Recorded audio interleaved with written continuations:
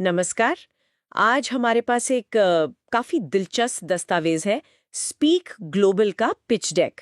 ये खुद को कह रहे हैं दुनिया का पहला ग्रेविटी चेन एक्सेलरेटर, और इनका नारा भी बड़ा दमदार है। अपनी कक्षा को ईंधन दें, दावा करें, रेफर करें, कमाएं, गुरुत्वाकर्षण बने। तो चलिए आज इसी की गहराई से पड़ताल करते हैं, समझने की कोशिश करते हैं कि ये प्रोग्राम आखिर है क्या, कैसे काम करता है, खासकर इसकी जो बनावट है और जो रिवॉर्ड्स की बात हो रही है उस पर ध्यान देंगे। तो शुरुआत करते हैं कि इसमें कोई शामिल कैसे हो सकता है। ये कुछ ग्रेविटी नोड्स जॉइनिंग स्ट्रक्चर कह रहे हैं ऐसे। हाँ, ये असल में अलग अलग एंट्री लेवल या पैकेजेस हैं। अच्छा। $50 से शुरू होता है और फिर मतलब लगभग $10,000 तक जाता है। ओके, इसका मकसद क्या लगता है, मतलब इतने सारे टियर्स क्यों? देखिए, हर टियर के साथ ना एक फिक्स्ड यील्ड प्रति माह या YPM जुड़ा है। वाईपीएम? हाँ, यील्ड पर मंथ। जैसे सबसे कम वाले पे 50 से $149 वाले पे 14% महीने का। 14% महीना? हाँ, और जो सबसे ऊपर वाला टियर है 5,000 से 9,999 वाला, उस पर 24% प्रति माह तक। 24%? ये तो बहुत ज्यादा है। बिल्कुल, साफ है कि ये अलग अलग बजट वालों को खींचना चाहते हैं और एक अनुमानित रिटर्न दिखाना चाहते हैं। लेकिन हाँ, ये 14% 24% महीने की दरें ये पारंपरिक निवेश से तो मतलब कहीं ज्यादा है।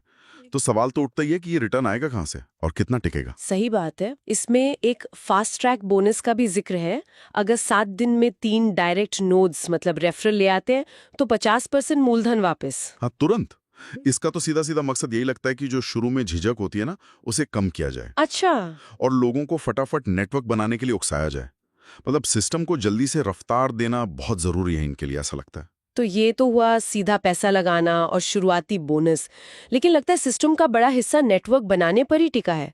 ये नोड एफिलिएट चेन क्या चीज है? हाँ, वो एक मल्टी लेवल रेफरल सिस्टम है। मतलब आप जिनको डायरेक्ट जोड़ते हैं उनसे कमीशन, फिर वो जिनको जोड़ते हैं उनसे कमीशन। कितना मिलता है? लेवल 1 यानी आपके डायरेक्ट से 7%। ओके। फिर जैसे जैसे लेवल नीचे जाता है वो प्रतिशत कम होता जाता है। लेवल 6 से 10 तक तो बस 0.5% रह जाता है। 10 लेवल तक? काफी गहरा है। हाँ, और इसमें एक और मजेदार बात है। आपका हर एक डायरेक्ट रेफरल वो आपके लिए नीचे के 2 लेवल खोलता है। अच्छा, मतलब अगर आपको पूरे 10 लेवल की कमाई चाहिए तो आपको कम से कम 5 लोगों को डायरेक्ट जोड़ना ही पड़ेगा। समझ गए। तो पूरा जोर नेटवर्क फैलाने पर है। बिल्कुल, ढांचा ही वैसा बनाया गया है। जो लोग नेटवर्क बनाते हैं उनके लिए और भी कुछ है शायद। यहाँ डेली नोड रिवॉर्ड्स इंजन लिखा है। हाँ, ये रोज के टीम प्रदर्शन पर आधारित है।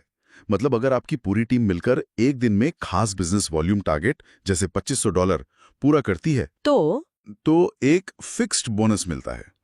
जैसे $2,500 पर शायद $50 का बोनस रोज। हाँ, लेकिन ध्यान देने वाली बात यह है कि ये हर रोज रीसेट होता है। ओ, मतलब हर दिन नया टारगेट। बिल्कुल, टीम को रोज वो थ्रेशोल्ड पार करना होगा।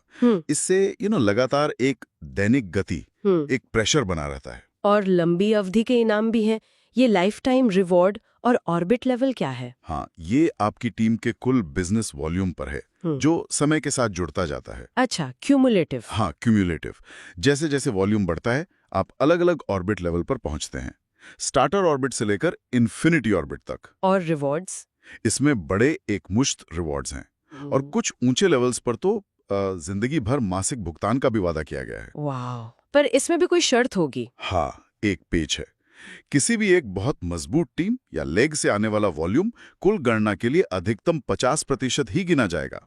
अच्छा, मतलब सिर्फ एक सुपरस्टार पर निर्भर नहीं रह सकते। सही समझे। बाकी का 50% दूसरी टीमों से आना चाहिए, शायद इसलिए ताकि लोग संतुलित टीम बनाने पर ध्यान दें। एक फ्रेंचाइज रिवॉर्ड का भी जिक्र है, ये क्या है? ये भी वॉल्यूम माइलस्टोन पर ही है। जैसे ही आप एक निश्चित वॉल्यूम तक पहुंचते हैं आपको तत्काल USDT में कमीशन मिलता है। USDT मतलब डिजिटल डॉलर? हाँ, स्टेबल कॉइन।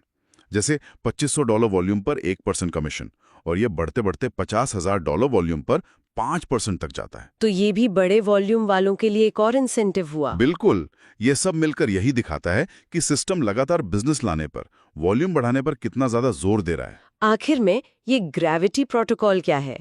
इसमें फंड्स को मैनेज करने के क्या तरीके हैं? रोज 1% कमाने की भी बात है। हाँ, इसमें 3 मुख्य काम बताए गए हैं। पहला है री इन्वेस्ट, मतलब जो आपने कमाया उसे वापस सिस्टम में लगा दो। और उस पर रोज 1% मिलेगा। हाँ, ऐसा दावा है। दूसरा है P2P ट्रांसफर, मतलब आप स्पीक ग्लोबल कम्युनिटी के अंदर ही किसी और को फंड भेज सकते हैं, कम से कम $50। और तीसरा? तीसरा है विदड्रॉ, मतलब पैसा निकालना। आप अपने डिजिटल वॉलेट में USDT निकाल सकते हैं कभी भी? हाँ, 24/7। लेकिन इस पर 5% का शुल्क लगेगा और कम से कम $20 निकाल सकते हैं। कुछ और सीमाएं भी बताई गई हैं। ROI की सीमा 240% है। हाँ, मतलब आपका कुल रिटर्न आपके निवेश का 2.4 गुना होने पर वो नोट शायद पूरा हो जाता है। और हर आईडी की कुल कमाई की भी एक सीमा है, आपके शुरुआती निवेश का 10 गुना। और री-इन्वेस्ट और P2P के लिए भी न्यूनतम $50 की सीमा है। बिल्कुल। ये सब नियम और फीचर्स मिलकर उनका दावा है कि एक सेल्फ एक्सेलरेटिंग वेल्थ इंजन बनाते हैं।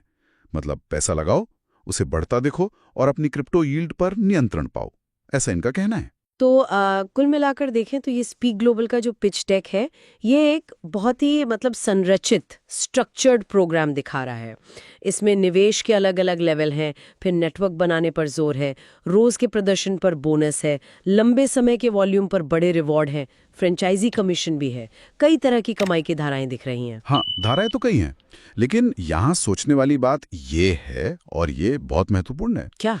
कि इस तरह की जो जटिल रिवॉर्ड संरचनाएं होती हैं, और खासकर ये जो इतनी ऊंची यील्ड दरें बताई जा रही हैं, 14%, 24% महीना, हाँ, ये सब लगातार नए लोगों के सिस्टम में आने पर, मौजूदा लोगों की टीम बनाने पर और कमाए हुए पैसे को बार बार सिस्टम में ही रीइन्वेस्ट करने पर बहुत ज्यादा निर्भर करती हैं। मतलब जब तक नया पैसा आता रहेगा तब तक चलेगा। संभावना तो यही लगती है। तो सवाल ये उठता है कि ये ग्रेविटी इकोसिस्टम, जैसा ये कहते हैं, ये असल में कितना टिकाऊ है? क्या ये लंबे समय तक चल सकता है? ये वाकई एक बड़ा सवाल है। हाँ, ये स्थिरता वाला पहलू सबसे अहम है, जिसमें किसी को भी इसमें शामिल होने से पहले बहुत गहराई से सोचना चाहिए।